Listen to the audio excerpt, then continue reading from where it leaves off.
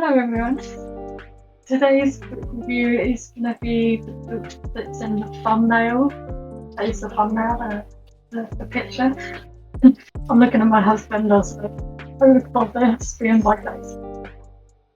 Anyway, we're going to be talking about Wicked Little Deeds by, I think it's pronounced Ellis. Anyway, something like that. You can see the title from there, the thumbnail. Yeah, so I've had this book sitting in my to-be read pile since, let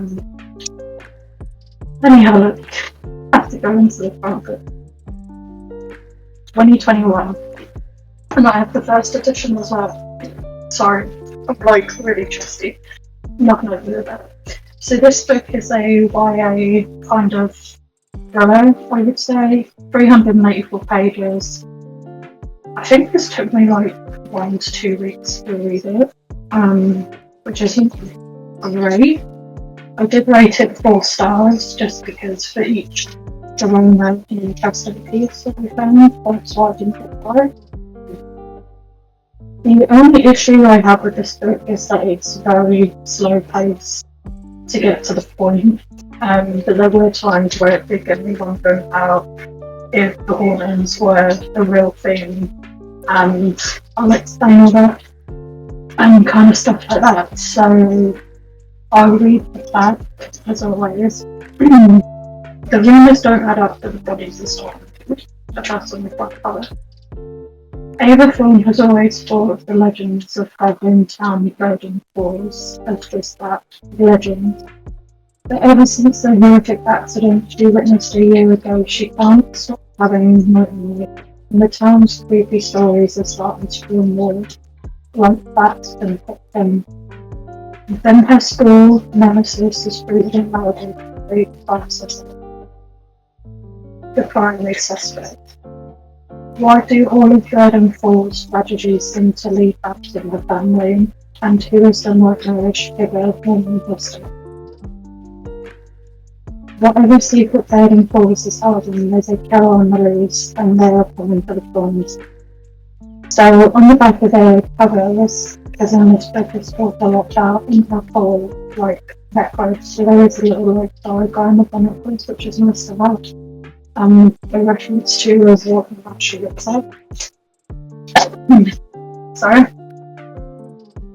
So I'm going to read you my review that I basically wrote 4 paragraphs out.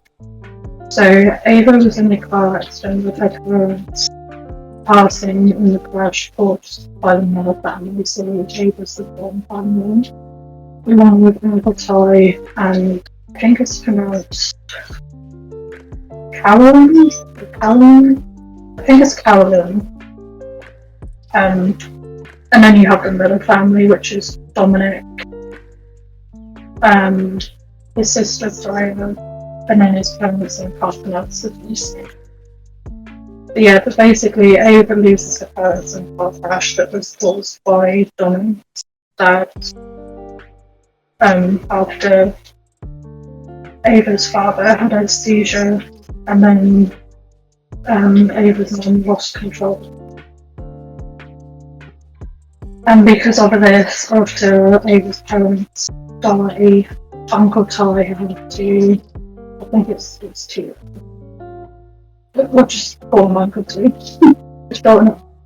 So Uncle Ty and Carolyn are together, they're a couple, and T had to solve the manor to the Miller family, which they are connected by having one of the, I think it was one of the Thorns killed one of the Millers. Past family members, hence why they had a lock between them. So Ava has to then move to college and she struggles to sleep. Ava's really good at art, so she uses her art to like express herself, and that's her way of, instead of writing things down and stuff, she uses her art and her pictures in order to like get her thoughts out. And the big thing about this book is there's a girl called Sadie who was that was linked to the family so that she thinks she's seeing Sadie, who's a ghost with no eyes. But obviously, we later find out that Caroline was drugging them. So at the beginning of this book, we have our first off-kill. I say off-kill because it was just like a body was found in the river and it's Blair farming, and hers seems to be an accidental drown where she's still pregnant. And then Ava suffers deeply with after the car accident after being a year. She still has massive parents and stuff. With the car. Now in the book at the beginning, Dominic, when eventually Ava and Dominic kind of fall in love, Dominic comes across a bit of a farce at the beginning of the book. As the book goes on, Dominic becomes like a more softer character, more likeable and more relatable. And his sister is like a whole one of those people who like to be, I think it's called an influencer or something. I think.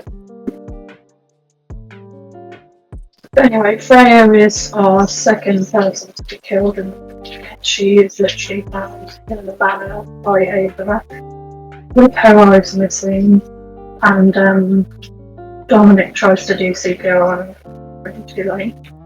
With her eyes missing? Yeah. Yeah, I think she would get. I don't think you need to worry about CPR. This is why I don't like recording in front of you. Might as well know that she was decapitated.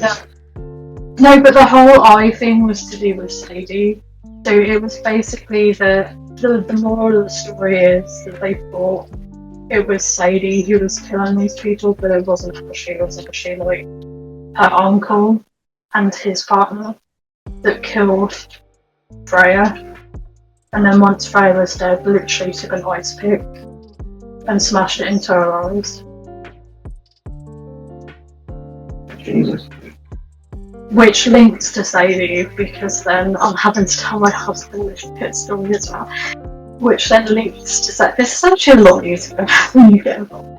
Which then links to Sadie, because Sadie died and the whole myth around it is that she haunts Burton Falls and her eyes are missing when those horribles happens. So Caroline and her uncle were trying to make her do that in order to make her look crazy. But then Caroline was drugging Ava to make her see shit that wasn't. So it's a bit of a psychological horror thriller. A bit abusive as well, if you ask me, drugging someone and then making crazy people. Here we are. So after Freya's death, they end up having I think they call it a dance with them. I can't pronounce it. It's like a weird thing they do, like a celebration type thing, and they were doing it for Freya. But then when they did it, they ended up finding Ford's body instead as well. His eyes were smashed in and missing. So obviously, two ladies being connected was a bit more worrying, and Ava got trying their hardest to find out who killed Ford and who killed Freya. But yeah, so Ford was a bit of I think Ford was a bit of an answer.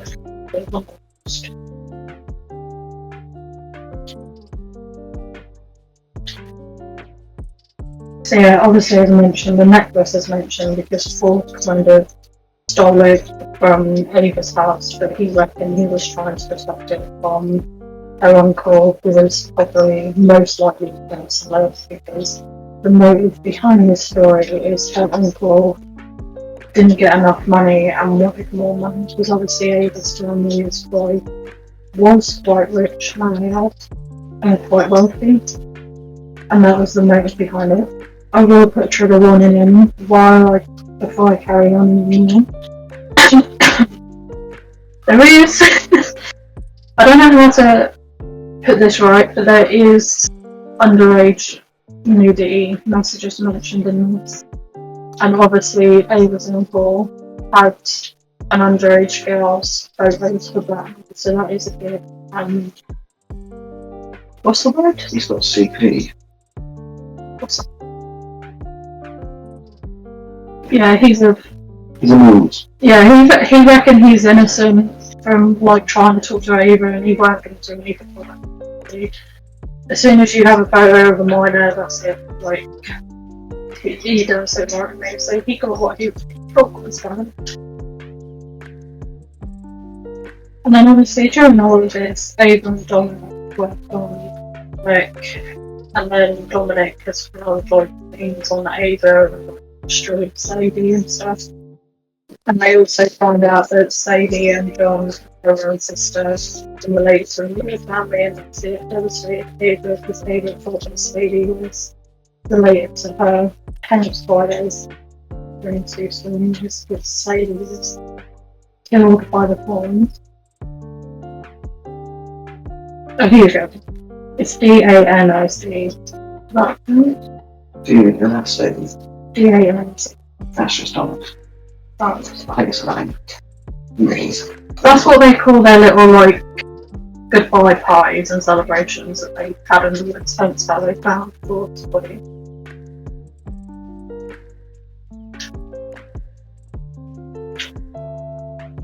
And then obviously we have the whole Ava had 2 phones and she never realised she had 2 phones, so obviously that was probably her uncle, hence why in the Pavlon, or whatever it's pronounced. When she found Freya, she picked up a cracked phone and thought the phone cracked, but then her phone was okay. And then we get into the big drama, hence why it made me give it an extra star, is we have the whole massive scene where Ava and Dominic come face to face with Ava's uncle, Carolyn. And basically Carolyn's crazy and she sets the whole man on fire, which basically causes a massive inferno where Ava and Dominic find out and do get out of it. And luckily enough, Uncle T gets arrested and Caroline falls off of the Burden Falls Bridge and they reckon they see Sadie again, which is a bit weird to me. But after that, we never find out if Carolyn, we never find out if she's alive, if she got pulled from the river or whatnot. She's never mentioned again after that, it's just that she fell in and kind of like disappeared. And then Uncle T gets arrested. Ava and Dominic make it out of the fire. And in the end of the book, after they finally found out who actually killed Ava's parents, who killed Freya, they then end up with Ava and Dominic then going on a road trip and then leaving Burden Falls. So yeah, that's basically my review, but it's very slow paced and I don't think I will keep it, but it was a nice kind of little thriller book to read in between. So yeah, thank you ever so much for watching.